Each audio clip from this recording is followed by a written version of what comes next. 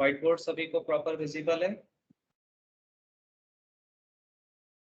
Yes sir. Okay, तो DC generator यानी कि सेल्फ एक्साइटेड डीसी जनरेटर का मतलब ये है दैट आर्मेचर सर्किट से जो फील्ड वाइंडिंग है वो सीरीज में कनेक्टेड होगी। This is terminal of series generator load. ये आर्मेचर सर्किट है, इसके cross induced EMF suppose capital E है। आर्मेचर से करंट सप्लाई होगी। The same current will flow in field winding because this is series generator, this is load current, और इसके cross जो terminal होगा दैट इज टर्मिनल वोल्टेज यहाँ पे। और फील्ड वाइंडिंग के रेजिस्टेंस को सपोज RSE से डिनोट कर दिया गया और आर्मेचर के रेजिस्टेंस को RA से।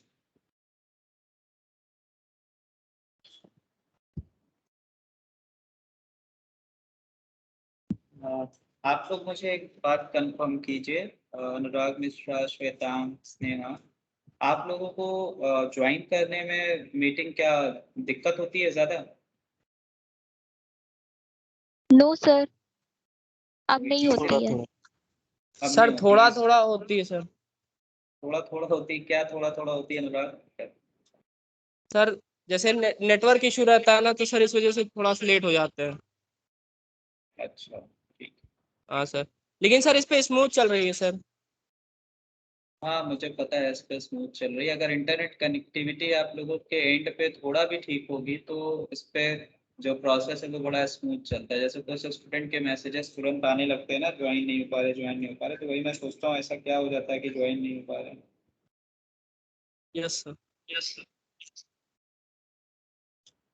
चलिए, तो लगा रहता है छोटी छोटी बातें। तो ये डीसी सर सीरीज। अगर हाँ बोलिए। सर टाइम से ज्वाइन हो जाओ तो हो जाता है सर, अगर थोड़ा लेट हो जाता है तो फिर नहीं होता है ज्वाइन, बीच में अगर ज्वाइन हो तो। तो यस सर। कोशिश किया कीजिए कि टाइम से ज्वाइन कर लिया कीजिए आप लोग। सर अगर 5-10 मिनट भी लेट हो जाओ तो नहीं ज्वाइन होता है। लेट हो गई क्यों? तो ऐसा कुछ नहीं होता है।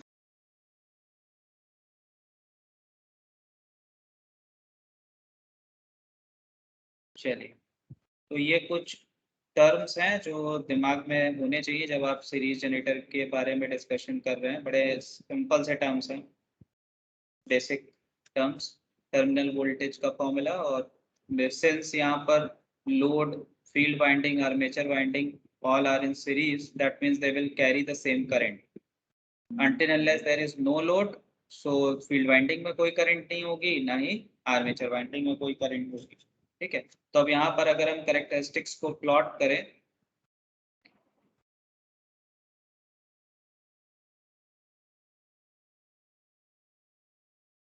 लोड करंट और टर्मिनल वोल्टेज के बीच में, यहाँ पर सीरीज जनरेटर है तो हम लिख सकते हैं दैट मीन्स यहाँ पर ये तीनों current, field winding, load current, armature current same. तो जब तक लोड कनेक्ट नहीं होगा तब तक करंट आएगी ही नहीं। करंट नहीं आएगी तो that means terminal voltage appear ही नहीं होगा। ये सेल्फ एक्साइटेड जनरेटर है, तो यहाँ पर फील्ड वाइंडिंग में जो करंट सप्लाई होगी वो जनरेटर खुद सप्लाई करेगा। जैसे ही वोल्टेज अपीयर होने लगेगा यहाँ आर्मेचर के क्रॉस, ये फील्ड करंट को इंक्रीज करता जाएगा। इसको कहते हैं वोल्टेज फिल्टर प्रोसेस, जो अभी थोड़ी देर में हम लोग पढ़ेंगे। अभी के लिए समझ लीजिए कि जब तक जनरेटर ऑन नहीं होगा, सप्लाई नहीं जाएगी फील्ड वाइंडिंग में, तब तक टर्मिनल वोल्टेज यानी कि जनरेटेड ईएमएफ अपीयर नहीं होगा। तो जैसे जैसे लोड का रेजिस्टेंस कम होगा तो लोड में जाने वाली करंट इंक्रीज होती जाएगी। तो इसका मतलब ये होगा कि यहाँ से सप्लाई होने वाली करंट भी इंक्रीज करेगी। तो जो कर्व होगा वो कुछ इस तरह से होगा, लीनियर। जैसे जैसे लोड करंट इंक्रीज होगी वैसे वैसे टर्मिनल वोल्टेज भी इंक्रीज होता है। तो ये तो कैरेक्टरिस्टिक्स हो गई कि that means with increase in load current terminal voltage will also increase. ठीक है, अंटिल, जब तक कि मैग्नेटिक सैचुरेशन नहीं आ जाता, अंटिल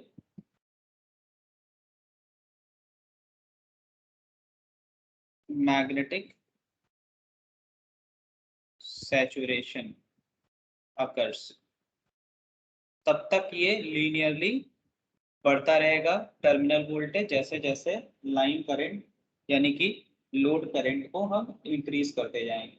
ठीक है, जैसे ही मैग्नेटिक सैचुरेशन आएगा वैसे ही टर्मिनल वोल्टेज बढ़ने के बजाय क्या होगा, अब ये ड्रॉप होने लगेगा। ठीक है, फॉल करेगा। अब ये नो मोर स्ट्रेट लाइन होगी, इसमें यहाँ से फॉल होने लगेगा जैसे ही मैग्नेटिक सैचुरेशन आ जाएगा। मान लीजिए यहाँ पर मैग्नेटिक सैचुरेशन हो गया,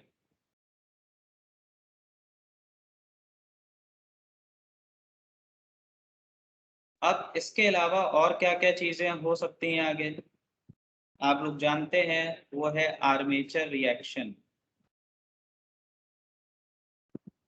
जैसे जैसे लोड करंट इंक्रीज होगी, as load current will increase, that means armature reaction, that is AR will also increase। तो AR के इंक्रीज यानी आर्मेचर रिएक्शन के इंक्रीज होने का मतलब क्या हुआ कि यहाँ पर जो फील्ड करंट है उसमें या फील्ड फ्लक्स है उसमें ड्रॉप होगा। जब फील्ड फ्लक्स में ड्रॉप होगा, as field flux will drop, then generated EMF में भी रिडक्शन आएगा, और जनरेटेड ईएमएफ में रिडक्शन आएगा तो टर्मिनल वोल्टेज में भी रिडक्शन आएगा। एक तो ये कॉज हो गया। इसके अलावा क्या होगा, जस्ट मिनट होल्ड कीजिए, शायद किसी स्टूडेंट का फोन।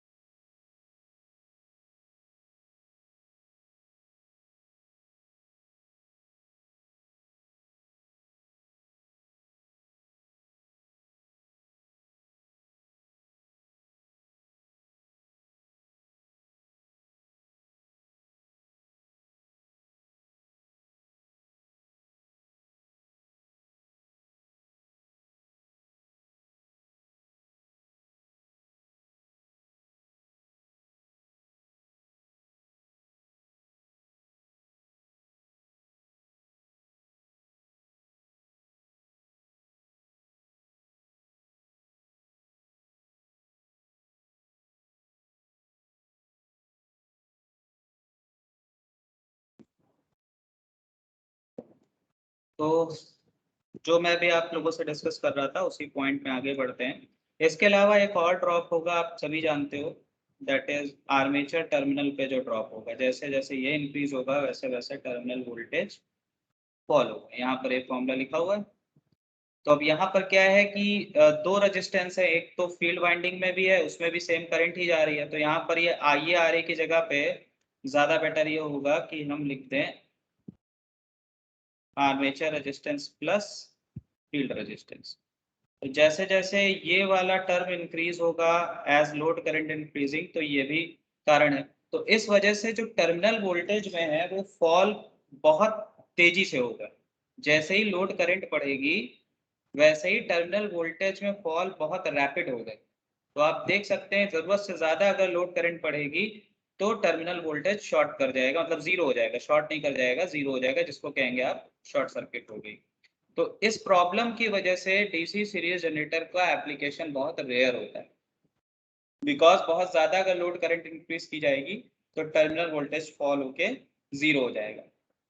उसका कारण क्या है? क्योंकि सेम करंट जो लोड कैरी हो रही है वो सेम करंट फील्ड वाइंडिंग में भी कैरी हो रही है, आर्मेचर सर्किट में भी कैरी हो रही है। तो आर्मेचर रिएक्शन का इफेक्ट यहाँ बहुत तेजी से बढ़ेगा, जिससे कि फील्ड फ्लक्स फॉल होगी, जनरेटेड ईएमएफ फॉल होगी, hence terminal voltage will fall. Further load current अगर इंक्रीज हो रही है तो यहाँ आर्मेचर सर्किट में जो ड्रॉप होगा प्लस फील्ड सर्किट में जो ड्रॉप होगा वो भी इफेक्ट करेगा टर्मिनल वोल्टेज को। तो टर्मिनल वोल्टेज बहुत तेजी से ड्रॉप हो जाएगा। इस वजह से भी यहाँ पे आप देख रहे हैं बहुत जो है भयंकर तरीके से यहाँ पर वोल्टेज ड्रॉप होके जीरो हो जा रहा है। तो ये कैरेक्टरिस्टिक्स है सीरीज जनरेटर की।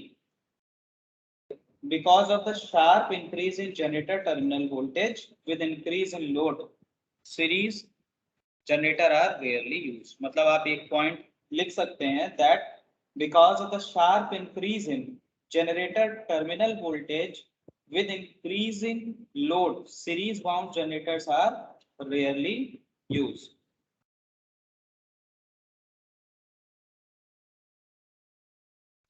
ये सारी प्रॉब्लम्स हैं। देख रहे हैं आप यहाँ पे टर्मिनल वोल्टेज कितनी तेजी से बढ़ रहा है जैसे जैसे लोड करंट बढ़ेगा, मतलब कम वैल्यू के लोड करंट के लिए भी टर्मिनल वोल्टेज बहुत तेजी से बढ़ेगा, सैचुरेशन अकर होगा, उसके बाद आप ये देखिए किस तरह से टर्मिनल वोल्टेज फॉल होके जीरो हो जाएगा। तो ये सारी रीजंस हैं सीरीज जनरेटर को रियरली यूज किया जाता है इस वजह से। नेक्स्ट जो सबसे ज्यादा एप्लीकेशन जिसका यूज होता है जनरेटर में वो है डीसी शंट जनरेटर।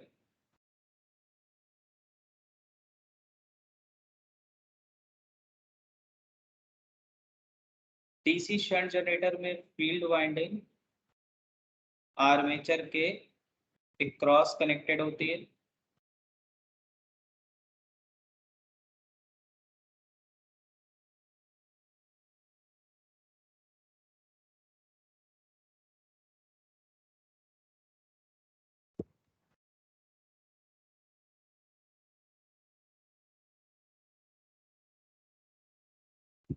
सर जी बिल्कुल। सर अभिषेक कुशवाहा मैसेज कर रहा था, उसको ज्वाइन कर लीजिए। हो गया वो join. Okay sir. Abhishek Kushwaha हो तुम? अभी इसका रिक्वेस्ट आई थी अभिषेक कुशवाहा की, तो मैंने उसे ज्वाइन करा लिया था, हो सकता है फिर डिस्कनेक्ट हो गया। चल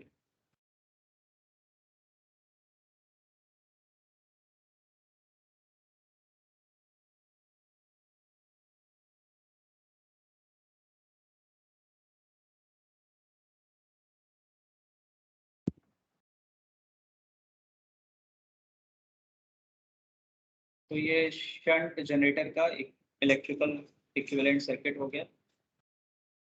यहाँ पर ISH is equal to V/RSH होगा and terminal voltage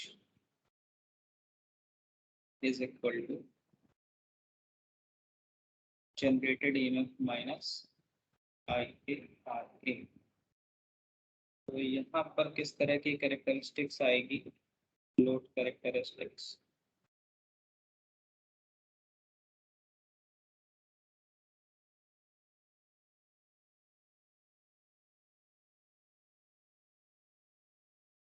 when load current is zero, that means जब लोड टर्मिनल्स ओपन है, ठीक है। तो फील्ड वाइंडिंग में तो करंट जा ही रही होगी क्योंकि ईएमएफ जनरेट हो रहा है, ओपन सर्किट ईएमएफ, तो फील्ड करंट जा ही रही है, तो यहाँ पर ईएमएफ जनरेट हो ही रहा है, ठीक। तो उस केस में जो टर्मिनल पे वोल्टेज अपीयर होगा that will be E naught. तो उसको हम यहाँ पर इस तरह से रिप्रेजेंट कर लेते हैं when there is no load current, यानी कि जब लोड टर्मिनल ओपन हो, तो इसको हम रिप्रेजेंट कर लेते हैं ई नॉट से। जब जनरेटर में कोई लोड नहीं लगा हुआ है तो इस तरह से एक हमने ब्लू डॉट से लाइन बना ली, ये नो लोड और टर्मिनल वोल्टेज।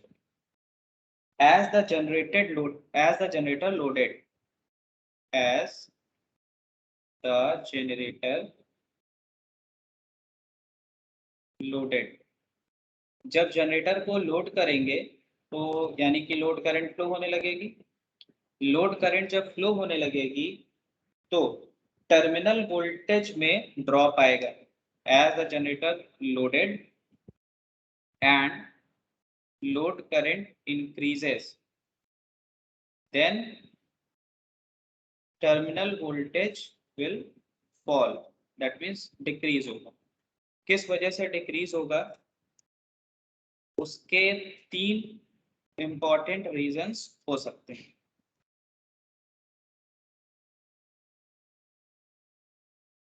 उसके 3 इंपॉर्टेंट रीजंस हो सकते हैं, और वो रीजंस क्या क्या होंगे? Voltage drop across armature winding and contact resistance drop of brushes. तो रीजन पहला ये होगा, दैट मीन्स IaRa ड्रॉप ये इंक्रीज होगा और ब्रश कॉन्टैक्ट ड्रॉप ये इंक्रीज होगा। इस वजह से टर्मिनल वोल्टेज फॉल होगा। एक ये रीजन। अगला reason, effect of armature reaction, effect of armature reaction, that is जो फ्लक्स है वो फॉल डिक्रीज होगी, डीमैग्नेटाइजिंग इफेक्ट होगा, तो उससे टर्मिनल वोल्टेज भी डिक्रीज हो जाएगा। और इसके अलावा और क्या इफेक्ट आएगा? दैट मीन्स जब फील्ड करंट फ्लक्स डिक्रीज होगा तो फील्ड करंट भी डिक्रीज होने लगेगी, ठीक है। फील्ड करंट के डिक्रीज होने के वजह से जो ईएमएफ है, जनरेटेड ईएमएफ, इसमें बहुत तेजी से ड्रॉप आएगा, तो टर्मिनल वोल्टेज भी रैपिडली फॉल करेगा। तो इन सारे इफेक्ट को अगर हम ग्राफ में प्लॉट करें तो जो ये टर्मिनल वोल्टेज है वो इस तरह से फॉल होगा, और उसके बाद जैसे जैसे लोड बढ़ेगा ये कर्व पीछे की तरफ फॉल करना शुरू कर देगा टर्मिनल वोल्टेज, और एक ऐसा इंस्टेंट आएगा कि टर्मिनल वोल्टेज 0 हो जाएगा। उसके कारण मैंने यहाँ भी आपको 3 बताए कि कितनी तेजी से यहाँ पर टर्मिनल वोल्टेज ड्रॉप होना शुरू होगा। कारण है जैसे जैसे लोड करंट इंक्रीज होगी वैसे वैसे आर्मेचर रिएक्शन का इफेक्ट इंक्रीज होगा, फ्लक्स डीमैग्नेटाइज होगी, टर्मिनल वोल्टेज फॉल करेगा, और ज्यादा जब लोड इंक्रीज होगा तो फील्ड करंट भी रिड्यूस होना शुरू हो जाएगी, और जो जनरेटेड ईएमएफ है उसमें इतना ज्यादा फॉल हो जाएगा कि टर्मिनल वोल्टेज बहुत तेजी से फॉल करेगा। तो इस तरह से आप इस कर्व को देखेंगे तो ये पीछे की तरफ ट्रेस होना शुरू होगा, और एक पॉइंट ऐसा आएगा कि वोल्टेज 0 हो जाएगा, यानी वोल्टेज 0 होने का मतलब टर्मिनल वोल्टेज 0 हो गया, तो ये लोड शॉर्ट सर्किट हो गई, ठीक है। लोड शॉर्ट सर्किट होने का मतलब क्या हुआ कि फील्ड करंट, अब आप ये सोचेंगे लोड शॉर्ट सर्किट हो गई तो बहुत ज्यादा करंट फ्लो हो जानी चाहिए, ठीक है, दिमाग में बात आनी चाहिए ना कि अगर वोल्टेज 0 हो जाने का मतलब क्या हुआ, लोड टर्मिनल शॉर्ट हो गया। लोड टर्मिनल शॉर्ट हो गया तो इसका मतलब बहुत हैवी करंट फ्लो हो जानी चाहिए। लेकिन यहाँ ध्यान ये दीजिए कि जब लोड टर्मिनल शॉर्ट हुआ यानी वोल्टेज 0 हो गया, तो वोल्टेज 0 होने की वजह से ISH इज इक्वल टू, देखिए यहाँ क्या लिखा हुआ है, ISH इज इक्वल टू लिखा हुआ है V/RSH, V 0 हो गया, तो फील्ड करंट क्या हो गई, जीरो। तो फील्ड करंट जीरो हो जाने की वजह से ईएमएफ जनरेशन भी रुक जाएगा। तो यानी जो प्रोटेक्शन है, लोड यहाँ कनेक्टेड है, उसको शंट जनरेटर अपने आप प्रोटेक्ट कर लेगी। ठीक है, जैसे ही टर्मिनल वोल्टेज जीरो हुआ, फील्ड करंट इनएक्टिव हो जाएगी, मतलब फील्ड वाइंडिंग इनएक्टिव हो जाएगी, फील्ड करंट जीरो हो गई, फील्ड करंट जीरो हो गई तो जनरेटेड ईएमएफ जीरो हो गया।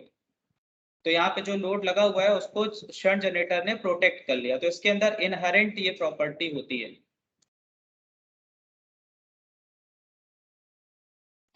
मान लीजिए इस पॉइंट को हम नाम दे देते हैं ए, और ये जो करंट है, इतनी करंट यहाँ पर, इसको नाम देते हैं शॉर्ट सर्किट करंट आईएससी। ये कंसेप्ट आप लोगों को समझ में आया किस तरह से शंट जनरेटर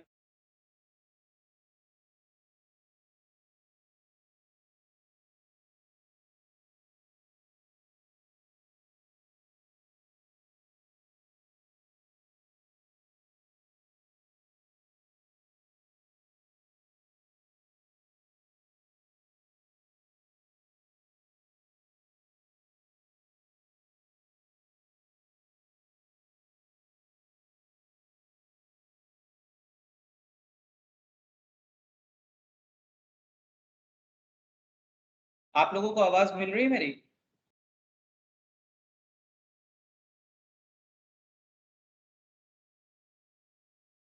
स्नेहा चौधरी, श्वेतांक, आवाज मिल रही बच्चों? यस सर मिल ठीक, रही है। मिल रही है। Yes sir. अभी यहाँ जो हमने एक्सप्लेन किया आप लोगों को, यहाँ पे लोड कैरेक्टरिस्टिक शंट जनरेटर की किस तरह से ये प्रोटेक्ट करती है एक्सटर्नल सर्किट को, ये चीज समझ में आई आप लोगों को?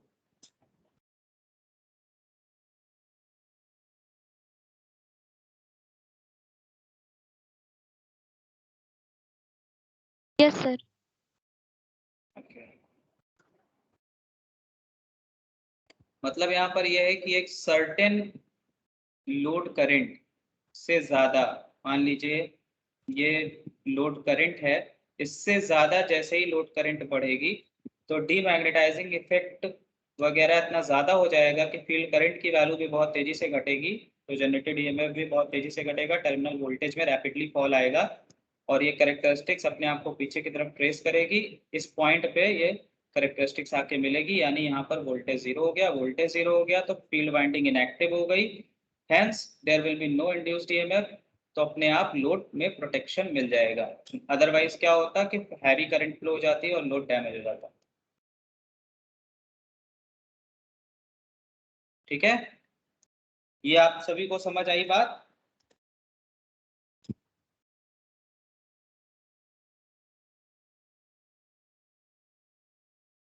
आप लोग साथ में जवाब देते रहा कीजिए, जिससे मुझे पता चले कि इंटरनेट कनेक्शन सही चल रहा है, अदरवाइज पता नहीं चलता, बीच में कभी कभी इंटरनेट कनेक्शन धोखा दे जाता है।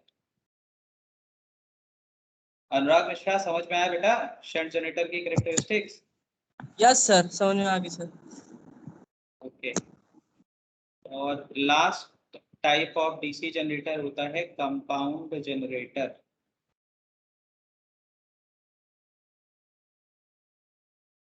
कंपाउंड जनरेटर में बेसिक दो टाइप होते हैं, लॉन्ग शंट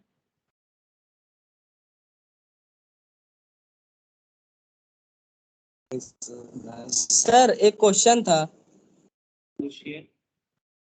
सर इसका एप्लीकेशन बता दीजिए सर, कहाँ कहाँ यूज होता है? बिल्कुल बताएंगे, हमें कैरेक्टरिस्टिक्स आप खत्म कर लेने दीजिए, उसके बाद मैं एप्लीकेशन भी बताऊंगा। Yes sir. ठीक है,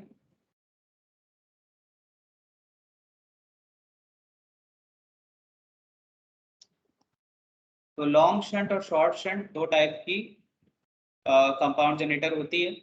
कंपाउंड जनरेशन में, सॉरी, कंपाउंड जनरेटर में क्या होता है that other than shunt field winding,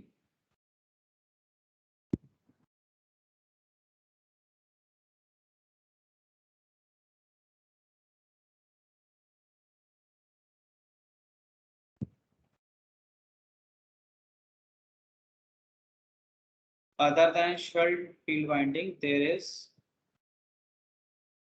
one extra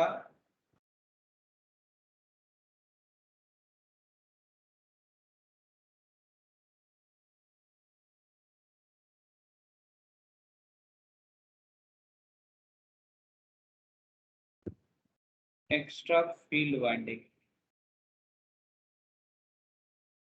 आप लोगों को स्क्रीन वगैरह ठीक से विजिबल है?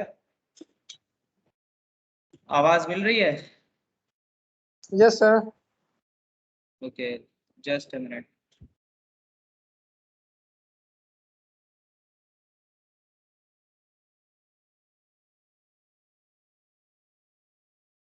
स्क्रीन शो हो रही है? Yes sir. ओके।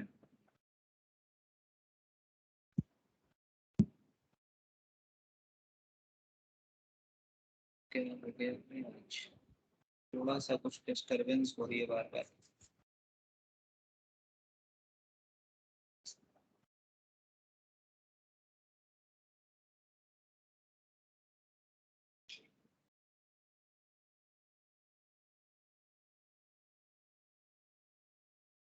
तो कंपाउंड जनरेटर में एक एक्स्ट्रा फील्ड वाइंडिंग है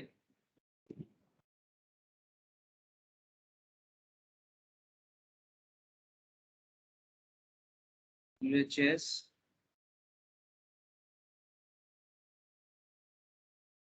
connected in series with armature apart from shunt field winding. यानी शंट फील्ड वाइंडिंग के अलावा एक ये एक्स्ट्रा वाइंडिंग है जो कि कनेक्ट होती है जनरेटर में। इसका अगर डायग्राम आप बनाएं, सपोज ये आर्मेचर है,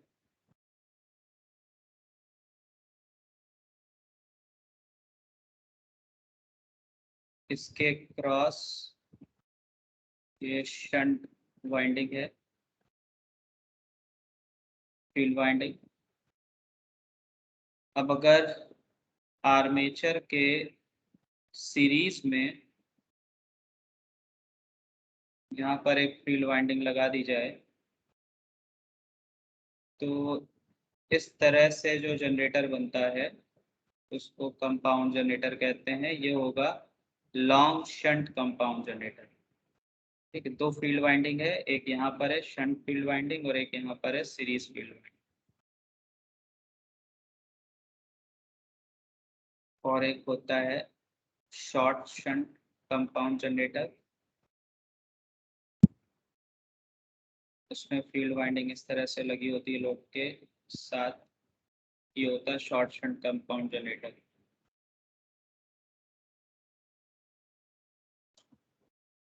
तो लॉन्ग शंट और शॉर्ट शंट में दो तरह से इनको आप समझ सकते हैं कि इस तरह से फील्ड वाइंडिंग लगाई जाए कि जो नेट फ्लक्स है वो शंट फील्ड वाइंडिंग को असिस्ट करे,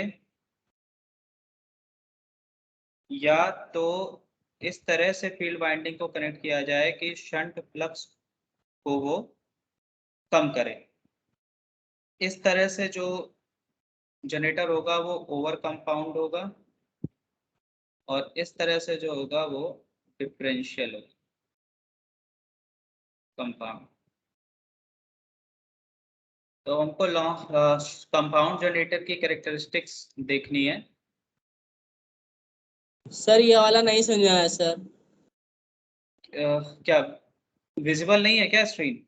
नहीं सर विजिबल है सर, वो जो अभी बताया ना कि सर डिफरेंशियल और कहते हैं सर वो ऐड वाला, सर वो चीज नहीं समझ आई सर।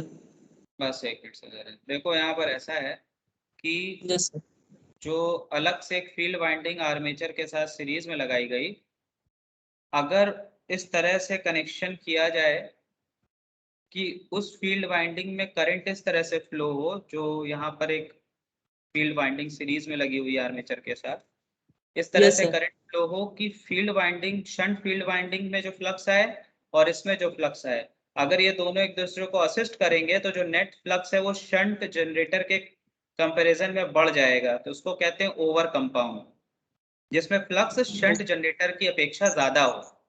और एक सर होता है डिफरेंशियल कंपाउंड, जिसमें कि जो शंट जनरेटर है उसकी अपेक्षा फ्लक्स कम हो। हाँ बोलो, क्या क्या बोल रहे हैं? सर सचिन मिश्रा कब से ट्राई कर रहा है, ज्वाइन कर लीजिए उसे। अच्छा, पढ़ाते समय ध्यान जाता नहीं, आ गए Sachin Mishra ji.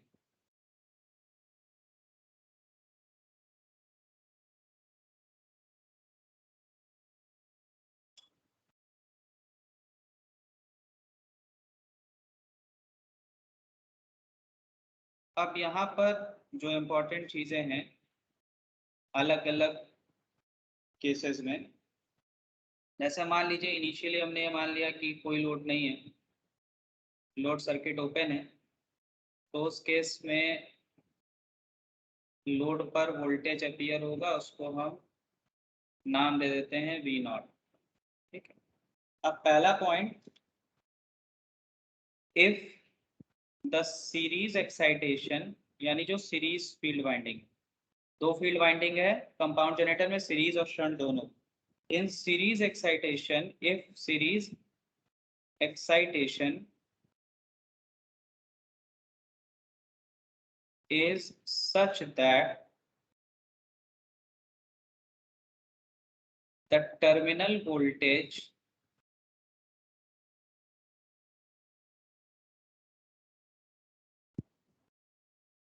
of generator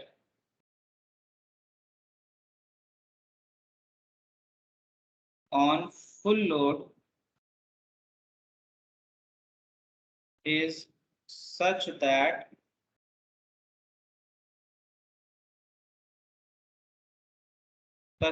it is same as that on no load। अगर ऐसा है तो इस केस में जनरेटर को कहते हैं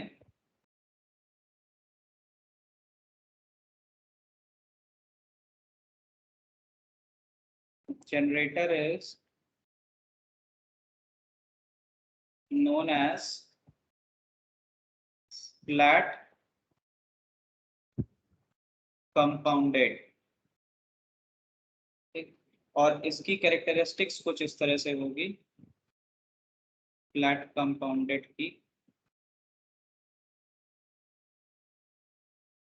कुछ इस तरह से,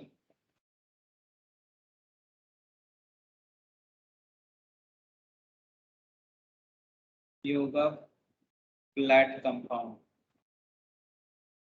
मतलब इस तरह से एक्साइटेशन दी जाए कि फुल लोड पर भी जो टर्मिनल वोल्टेज है वो नो लोड के लगभग आसपास हो। यहाँ पर ये थोड़ा सा ज्यादा मैंने गैप दिखा दिया, मतलब इस वाले जो ब्लू डॉट लाइन है उसी के आसपास ये ग्रीन वाली लाइन रहे, तो उसको कहते हैं फ्लैट कंपाउंडेड। ठीक, और ये कैसे होगा? ये इस तरह से होगा कि इस तरह से हम फील्ड वाइंडिंग में टर्न्स रखें और एक्साइटेशन करें कि बहुत ज्यादा फील्ड फ्लक्स में फॉल ना आए, तो जो ड्रॉप्स हो रहे हैं उसके असर को हम कम कर सकें। ठीक है, लेकिन अब बात क्या है कि चाहे फ्लैट कंपाउंडेड ही क्यों ना हो, टर्मिनल वोल्टेज में फॉल तो आना ही है। फॉल किस वजह से आएगा? ऑब्वियस सी बात है, रेजिस्टेंस ड्रॉप वगैरह जो आर्मेचर सर्किट में और फील्ड सर्किट में होगा उस वजह से, इसलिए कर्व को नीचे की तरफ यहाँ पर दिखाया गया। अदरवाइज क्या होता है, स्ट्रेट लाइन हम दिखा देते हैं जो फॉलो करता है इस ब्लू डॉट लाइन को, लेकिन फॉल तो होना ही है। जैसे जैसे लोड करंट बढ़ेगी आर्मेचर रिएक्शन का कुछ ना कुछ इफेक्ट आएगा। ऑल दो आर्मेचर रिएक्शन को मिनिमाइज करने के लिए डिजाइनिंग स्टेज पे बहुत कुछ कर दिया जाता है, लेकिन फिर भी फॉल आना ही है इसमें, इस वजह से थोड़ा सा आप ड्रॉप देख रहे हैं। ठीक है, तो इस तरह से एक्साइटेशन दी जाए सीरीज फील्ड वाइंडिंग में, नंबर ऑफ टर्न्स बढ़ा दिए जाए जिससे कि फील्ड फ्लक्स थोड़ा स्ट्रांग हो जाए, जिससे आर्मेचर रिएक्शन का इफेक्ट थोड़ा सा मिनिमाइज हो जाए। तो ये सारी तिकड़म बढ़ाने के बाद जो कैरेक्टरिस्टिक्स आपको मिल रही है which is following this blue dot line, तो इस तरह के कैरेक्टरिस्टिक्स को कहते हैं फ्लैट कंपाउंडेड। ये तो पहली चीज हो गई। ठीक है, इसके अलावा नेक्स्ट कि अगर सीरीज एक्साइटेशन को, यानी हम फील्ड टर्न्स जो सीरीज वाइंडिंग में उसको इतना ज्यादा इंक्रीज कर दें कि जो फ्लक्स है वो इतनी ज्यादा डोमिनेट कर जाए शंट फील्ड को, मतलब जो नेट फ्लक्स है वो इज इक्वल टू क्या है, shunt field flux plus series field flux. हम इस तरह से मोटर में व्यवस्था करें कि जो सीरीज फील्ड फ्लक्स है वो शंट फील्ड फ्लक्स को डोमिनेट कर जाए। That means such that phi SE dominate phi SH। इस केस में क्या होगा कि जो नेट फ्लक्स है वो बहुत ज्यादा हो जाएगा, और जब नेट फ्लक्स बहुत ज्यादा हो जाएगा तो जो कैरेक्टरिस्टिक्स है वो कुछ इस तरह से होगी।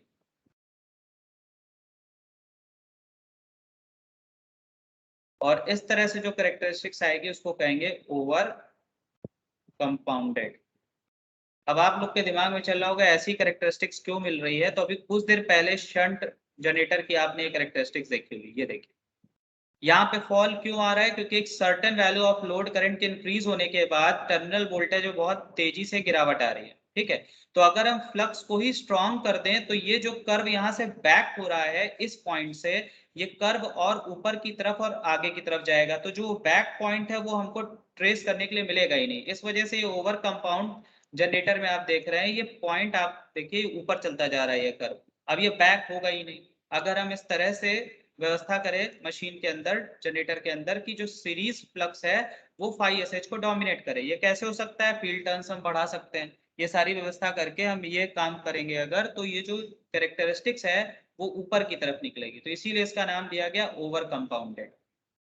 ठीक, ये एक चीज हो गई। इसी तरह से अगर हम ऐसी व्यवस्था करें कि जो शंट फील्ड एक्साइटेशन है, यानी कि इसके बाद एक पॉइंट अगर हम ये कंसीडर करें कि net flux is equal to है पाई एस एच, ठीक है, माइनस फाई एस, इस वाले केस को लें, यानी शंट फील्ड अगर डोमिनेट करने लगे तो अब उस केस में क्या होगा कि जो रिजल्टेंट फ्लक्स है उसमें बहुत तेजी से ड्रॉप आएगा, और उस ड्रॉप के वजह से क्या होगा कि जो टर्मिनल वोल्टेज है वो फॉल होगा।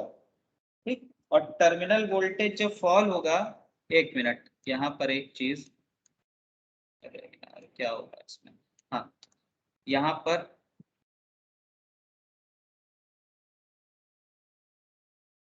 प्लस होगा, डिफरेंशियल कंपाउंड का केस अभी हमने नहीं लिया है, यहाँ पे प्लस होगा, मतलब इस तरह से अरेंजमेंट करें that pi S H now dominates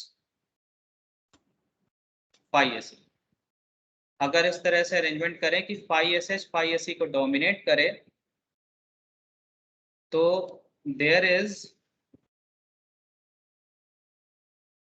fall in terminal voltage as load current increases, and this fall will be more than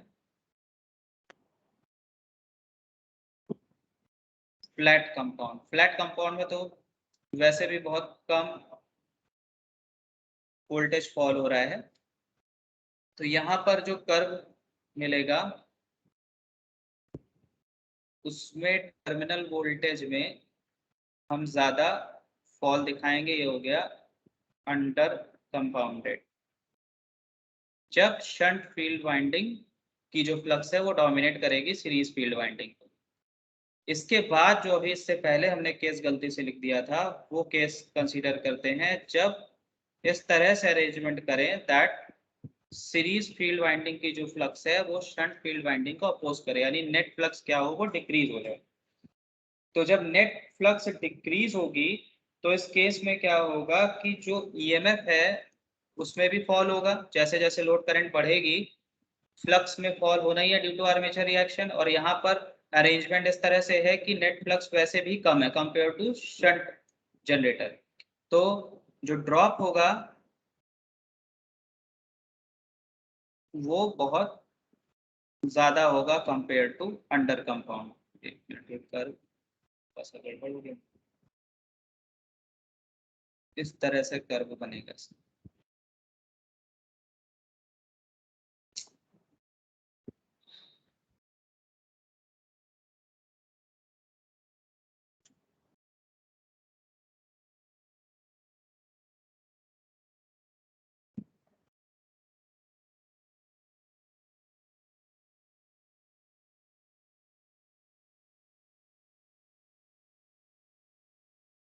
ये जो कर्व आएगा this will be of differential compound.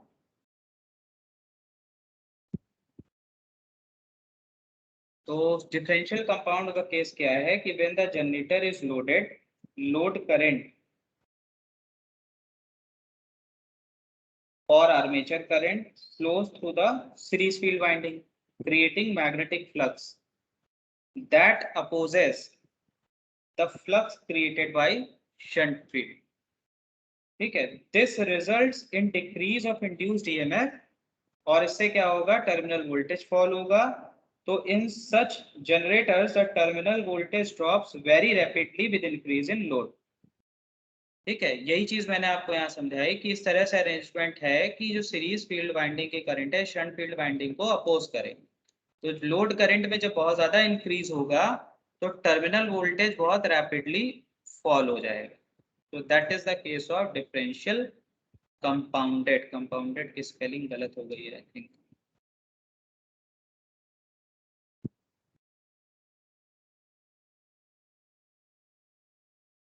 तो ये कैरेक्टरिस्टिक्स हो गई डीसी जनरेटर की, सारे type जो इसके हैं उसकी कैरेक्टरिस्टिक्स हो गई। अब डीसी जनरेटर क्योंकि रेयरली यूज होता है तो उसका एप्लीकेशन बहुत कम है।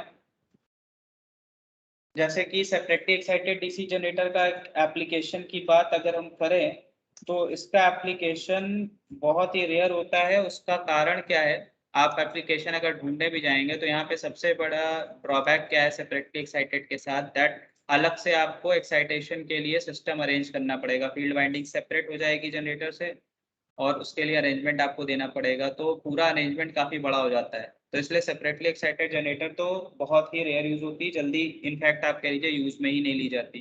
पहले कभी हुआ करता था, अब ऐसा कुछ है नहीं, यूज नहीं लिया जाता। ठीक है, सीरीज बाउंड जनरेटर का मैंने आपको बताया ही। दिक्कत क्या है कि लोड करंट के बढ़ने के साथ टर्मिनल वोल्टेज बहुत तेजी से बढ़ता है, ये कैरेक्टरिस्टिक्स है ये वाले। लोड करंट बढ़ने के साथ टर्मिनल वोल्टेज बहुत तेजी से बढ़ता है, फिर अगर सैचुरेशन आ गया तो बहुत तेजी से घट के जीरो भी हो जाता है। तो एक ये इसके साथ दिक्कत है। इस वजह से सीरीज जनरेटर जो है वो यूज होता है जहां पर रीजनरेटिव ब्रेकिंग होती है। DC locomotive, DC locomotive, locomotive का मतलब होता है ट्रेन का इंजन। तो डीसी लोकोमोटिव में इसका इस्तेमाल किया जाता है रीजनरेटिव ब्रेकिंग में। और इसके अलावा सीरीज आर्क लाइटिंग, तो एक एप्लीकेशन हो गया regenerative braking in DC locomotives. Another application they are used in series arc lighting. और इसके अलावा डीसी जनरेटर का यूज होता है एज अ सीरीज बूस्टर्स, मतलब जहां पर वोल्टेज को इंक्रीज करना होगा। सीरीज बूस्टर्स का मतलब ये हुआ जहां पे वोल्टेज को इंक्रीज करना होगा वहां पर डीसी जनरेटर का यूज किया जाता है। ठीक है, एसी सर्किट में नहीं, डीसी सर्किट में ही इसका इस्तेमाल होगा ऐसा सीरीज बूस्टर। सबसे ज्यादा जो जनरेटर एप्लीकेशन में लाई जाती है वो है शंट जनरेटर। और शंट जनरेटर के जो न्यूमेरिकल हैं,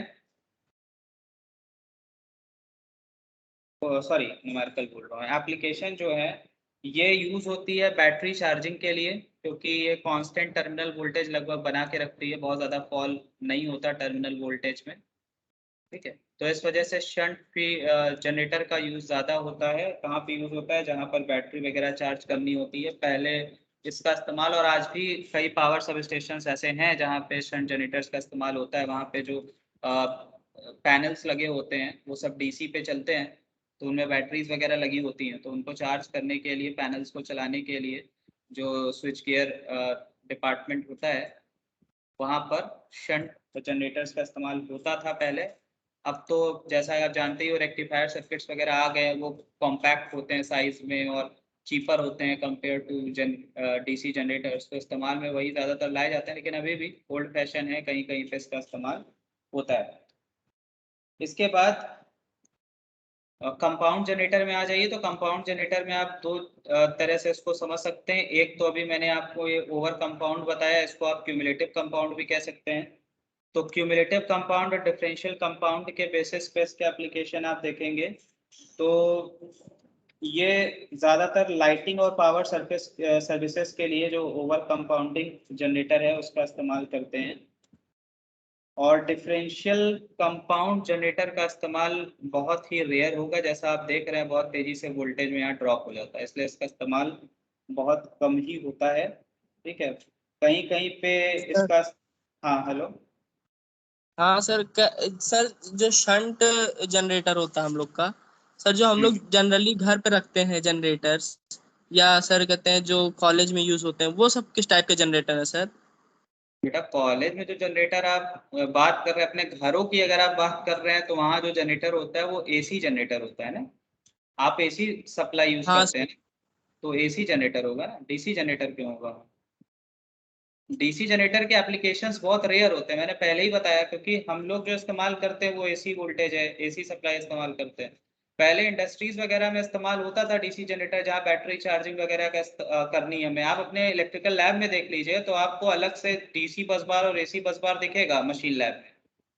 तो इसका मतलब जब हमारे लैब में खुद से डीसी जनरेटर की जगह पे लैब कराने के लिए डीसी बस बार का इस्तेमाल किया गया है, तो आप सोच सकते हैं कि इंडस्ट्रीज वगैरह में भी अब यही अरेंजमेंट कर लिया जाता है। तो डीसी जनरेटर का इस्तेमाल वैसे ही बहुत कम हो गया है। कारण इसका क्योंकि बहुत बल्कि होती है, आपको सेम काम के लिए ज्यादा जगह चाहिए, खर्च ज्यादा होगा। इससे अच्छा आप रेक्टिफायर सर्किट बना लीजिए, आज कम पैसे में कॉम्पैक्ट साइज में आपका काम हो जाएगा। इसीलिए डीसी जनरेटर के एप्लीकेशन बहुत कम है, रेयर यूज होते हैं।